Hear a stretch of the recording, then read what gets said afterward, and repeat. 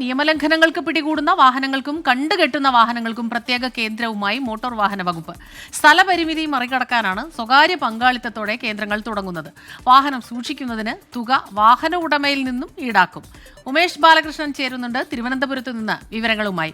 ഉമേഷ്, ഇതൊരു പതിവ് കാഴ്ചയാണ് യഥാർത്ഥത്തിൽ. നമ്മൾ ഓരോ കാര്യങ്ങൾക്കായിട്ട് ഈ മോട്ടോർ വാഹന ഇതുമായിട്ട് വകുപ്പുമായി ബന്ധപ്പെട്ട ഓഫീസുകളിൽ അല്ലെങ്കിൽ പോലീസ് സ്റ്റേഷന് മുമ്പിലൊക്കെ ചെല്ലുമ്പോൾ കുറേ ഇടം അങ്ങനെ പോകും, കാട് പിടിച്ചു പോകും, ഇതുപോലെ കണ്ടുകെട്ടിയ വാഹനങ്ങൾ കിടന്നിട്ട്. അപ്പോൾ അതിനൊരു പരിഹാരം എന്നുള്ള നിലയിലാണ്. പക്ഷേ ഇതിൽ വരുന്ന ഒരു പ്രധാനപ്പെട്ട കാര്യം ഉടമയിൽ നിന്ന് ഇതിനുള്ള തുക ഈടാക്കും എന്നുള്ളതാണ്. അപ്പോൾ തീർച്ചയായും അതൊരു വലിയ ചർച്ചയിലേക്ക് പോകാൻ സാധ്യതയുണ്ടല്ലേ? തീർച്ചയായും രണ്ട് കാര്യങ്ങളും ഏറ്റവും സുപ്രധാനമാണ്. ഒന്ന്, നമ്മൾ കാലങ്ങളായി കാണുന്നതാണ് പോലീസ് സ്റ്റേഷനുകൾ, RTO ഓഫീസുകൾ എന്നിവയുടെയെല്ലാം സമീപത്ത് വർഷങ്ങളായി പിടിക്കപ്പെടുന്ന നിയമലംഘനങ്ങൾക്കും മറ്റ് കേസുകളിലും പെട്ട് പിടിക്കപ്പെടുന്ന വാഹനങ്ങൾ കൊട്ടിയിടുന്നു, അത് അവിടെ കിടന്ന് നശിക്കുന്നു.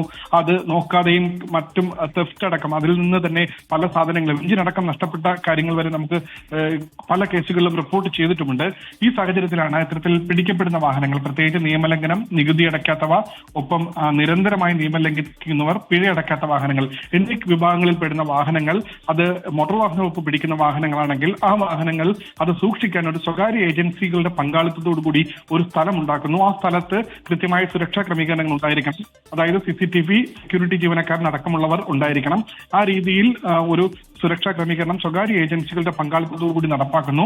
ഇത്തരത്തിൽ പിടിക്കപ്പെടുന്ന വാഹനങ്ങൾ നേരെ ആ സ്ഥലങ്ങളിലേക്ക് കൊണ്ടുപോയിടും. അതിനുശേഷം ഈ കേസ് തീർക്കുമ്പോൾ, ഒന്നുകിൽ പിഴയാണെങ്കിൽ പിഴ അടച്ചു തീർത്ത് റെസിപ്റ്റ് കൈമാറുമ്പോൾ ഈ വാഹനം സൂക്ഷിക്കാനുള്ള തുക കൂടി അതിൽ കണക്കാക്കും. ആ കണക്കാക്കിയ തുക അടച്ചു കഴിയുമ്പോൾ ഈ വാഹനം ഈ സ്ഥലത്ത് നിന്ന് എടുക്കാവുന്ന രീതിയിലുള്ള ക്രമീകരണമാണ് ഏർപ്പാടാക്കുന്നത്. അതേസമയം വലിയ നിയമലംഘനങ്ങൾ വരുന്ന കേസുകളാണെങ്കിൽ ആ കേസ് തീർപ്പാക്കുന്നതുവരെ ഒരുപക്ഷെ ഈ സ്ഥലത്ത് ഈ വാഹനങ്ങൾ സൂക്ഷിക്കേണ്ടി വരും. എന്തായാലും ഒരു കാര്യം, ഇത്തരത്തിൽ നടു റോഡുകളിൽ വാഹനം കിടന്ന് തുരുമ്പെടുത്ത് നശിക്കില്ല. ഈ രീതിയിൽ സുരക്ഷാ ക്രമീകരണങ്ങളോടുകൂടി വാഹനം സൂക്ഷിക്കും. പക്ഷേ ഇത് ഈ വ്യക്തികളിൽ നിന്ന്, വാഹന ഉടമകളിൽ നിന്ന് ഈ വാഹനത്തിന്റെ വാടക ഈടാക്കും എന്ന് പറയുമ്പോൾ അത് എത്ര വെച്ച് ഈടാക്കും, എത്ര രൂപ വീതം ഈടാക്കണം തുടങ്ങിയ കാര്യങ്ങൾക്കൊന്നും ഒരു മാനദണ്ഡം തയ്യാറാക്കിയിട്ടില്ല. ഒരുപക്ഷെ അതുകൂടി തയ്യാറാക്കുമ്പോൾ മാത്രമായിരിക്കും വാഹനം സൂക്ഷിക്കുന്നതിന് ഉടമ എത്ര രൂപ വീതം ഈ ഏജൻസികൾക്ക് നൽകേണ്ടി വരും എന്നുള്ളത് കൂടി വ്യക്തമാകുന്നത്. യെസ്, സ്വകാര്യ പങ്കാളിത്തത്തോടെയാണ് ഈ കേന്ദ്രങ്ങൾ തുടങ്ങുക. വാഹനം സൂക്ഷിക്കുന്നതിന് തുക വാഹന ഉടമയിൽ നിന്ന് ഈടാക്കുകയും ചെയ്യും. ഉമേഷ് ബാലകൃഷ്ണനാണ് ഈ വാർത്തയുടെ വിശദാംശങ്ങളുമായി നമുക്കൊപ്പം ചേർന്നത്.